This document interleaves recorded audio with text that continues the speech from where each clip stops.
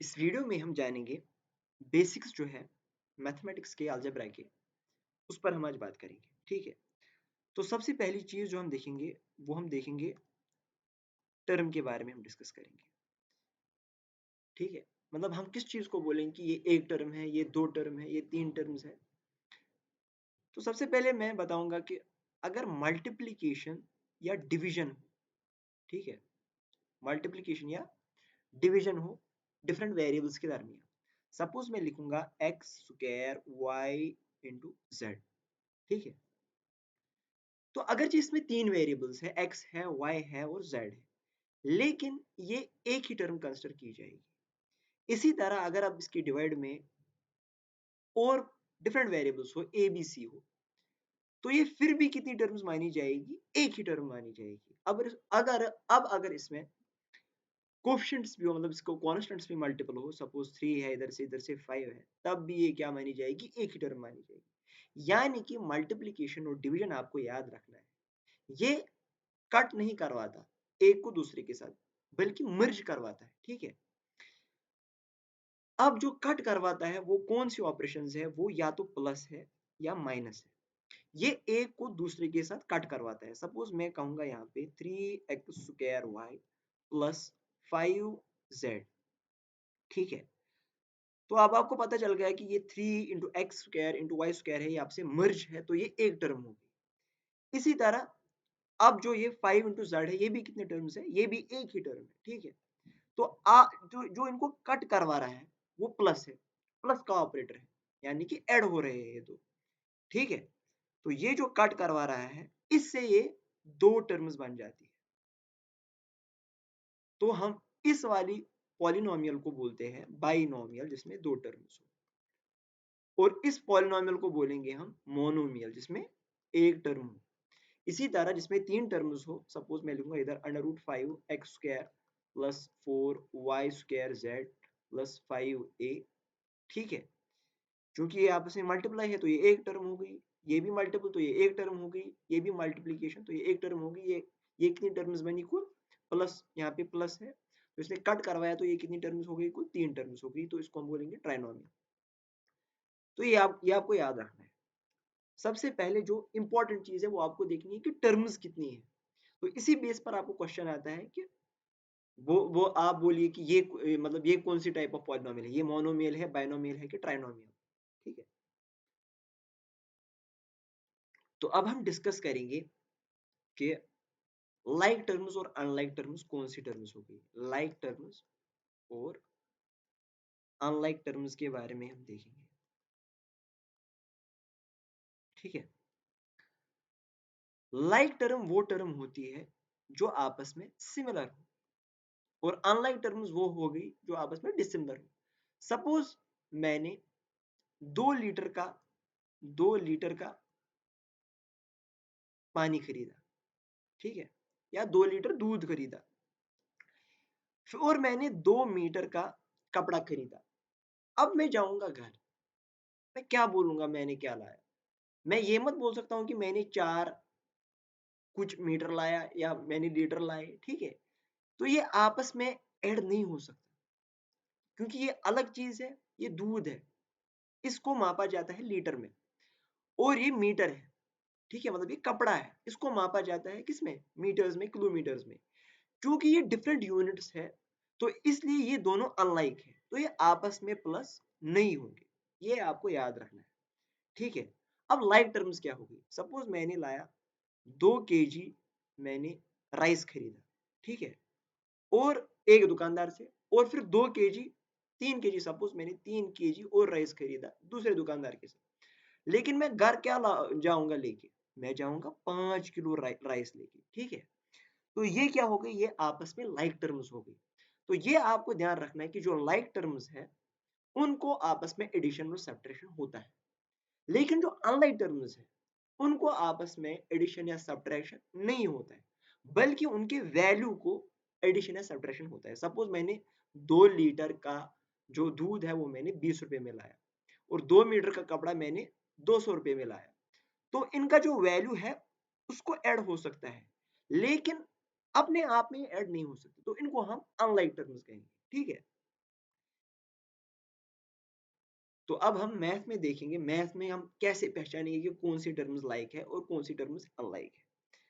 Like terms के लिए आपको दो क्राइटेरियन पता होनी चाहिए, ठीक है। लाइक टर्म्स कौन सी, एक तो वेरिएबल, मतलब जो टर्म है, जो एक टर्म है वो सेम होनी चाहिए।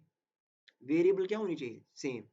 और उस वेरिएबल पे जो पावर है वो भी क्या होनी चाहिए, वो सेम होनी चाहिए, तभी वो जाके ऐड या सब्ट्रैक्ट होंगे, ठीक है। मल्टीप्लिकेशन और डिवीजन अनलाइक टर्म में भी होता है। सपोज मैं कहूंगा 4x² प्लस 5x², ठीक है। अब मैं देखूंगा कि ये लाइक टर्म है या नहीं है, तभी तो इनको ऐड होगा, वरना नहीं होगा। देखिए यहाँ पे जो वेरिएबल है वो कौन सा है, x, इधर भी क्या है x, और x के ऊपर पावर क्या है 2, इधर भी क्या है पावर 2। तो यहाँ पर सिंपल ऐड होगा, इसमें 4 और 5 कितने होते हैं, 9x² आएगा। अब एक और एग्जांपल लेते हैं। सपोज मैं लेता हूं √2x² प्लस √3y² ठीक है। ये कितना होता है, देखिए यहाँ पे जो वेरिएबल है वो x है, लेकिन यहाँ पर जो वेरिएबल है वो x इंटू वाई है। अब यहाँ पे वेरिएबल खाली x नहीं है, बल्कि x इंटू वाई है। तो ये आपको ध्यान रखना है। तो ये पहला क्राइटेरियन खत्म हो गया, तो ये कहाँ से ऐड होगा, तो ये ऐड नहीं हो सकता। अब हम और एग्जांपल लेते हैं, x² प्लस x, ये किसके बराबर होगा। देखिए x यहाँ पे वेरिएबल तो सेम है, लेकिन पावर इस पे 2 है और इस पे कितना है, 1 है, तो ये अनलाइक टर्म्स हो गई। तो यहाँ पे भी ये ऐड नहीं होगा। लेकिन याद रहे मल्टीप्लीकेशन और डिवीजन होता है। सपोज मैं करूंगा x इंटू एक्स, ठीक है। तो यहाँ पे बेस सेम है, पावर्स ऐड हो जाएंगे, तो ये बन जाएगा 2 + 1 होता है 3x³ बन जाएगा। तो ये आपको याद रखना है कि लाइक टर्म्स वो होती है जिनका वेरिएबल भी सेम होता है और पावर भी उस वेरिएबल पर सेम होना चाहिए। तो हमने ये एग्जांपल्स देखे। तो इसी तरीके से ये बेस है आपकी अलजेब्रा की, मतलब अलजेब्रा अगर ये चीज आपको क्लियर है तो आपको अलजेब्रा इजीली आएगा। अब हम एडिशन और सब्ट्रैक्शन के बारे में जानेंगे, ठीक है। फिर हम मल्टीप्लिकेशन और डिवीजन में जानेंगे। देखिए मसला क्या है, अगर दो चीजें मतलब दो वैल्यूज है, सपोज 3 है और 5 है, ठीक है, या -3 है या -5 है, इनका आंसर क्या आएगा। आपको एक चीज याद रखना है, अगर 2 या 2 से ज्यादा है, मतलब 3 है, 3 वैल्यू है आपके पास, उनका जो साइन है वो सेम है। क्या है, सेम है। आपको हमेशा ऐड करना है उन्हें, always add them and assign them their original sign, ठीक है। और असाइन क्या करना है उनको, ओरिजिनल साइन जो उनको पहले से ही था।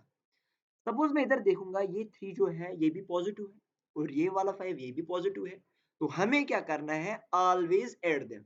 तो 3 और 5 कितने होते हैं, 8। And assign them their original sign, यानी कि ओरिजिनल साइन दोनों को क्या है, पॉजिटिव है, तो ये बन जाएगा +8। क्योंकि हमें पता है कि हम प्लस नहीं लिखते, तो ये आपको पता ही है कि ये +8 है, -8 नहीं है। अब हम इस पर आते हैं -3 और -5 पर।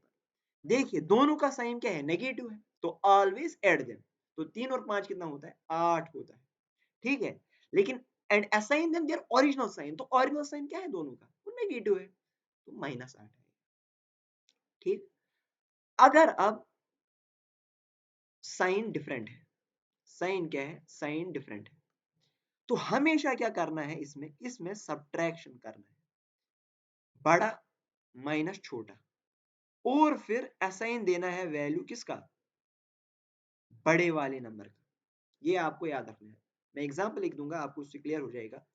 सपोज 3 - 5, 3 - 5 है, एक पॉजिटिव है एक नेगेटिव है, तो साइन डिफरेंट हो गया। तो सब्ट्रैक्ट करना है बड़ा माइनस छोटा। बड़ा कौन है, 5 है बड़ा, और छोटा कौन है, 3 है छोटा। तो 5 - 3 कितना होता है, 2 होता है। लेकिन आपको असाइन कौन सा साइन अप करना है, बड़े का। बड़ा 5 है कि 3, 5, उसका साइन क्या है, नेगेटिव, तो -2 आएगा आंसर। इसी तरह 5 - 3 हम करेंगे। देखिए एक पॉजिटिव एक नेगेटिव, साइन डिफरेंट, तो सब्ट्रैक्शन करना है। सब्ट्रैक्शन किससे, बड़ा माइनस छोटा, 5 - 3, तो आंसर कितना आएगा, 2 आएगा। लेकिन असाइन कौन सा साइन देना है उसको, मतलब कौन सा साइन दोगे आप, बड़े का, बड़ा है ना 5, 5 का क्या साइन है, पॉजिटिव है, तो ये आएगा +2। ठीक है,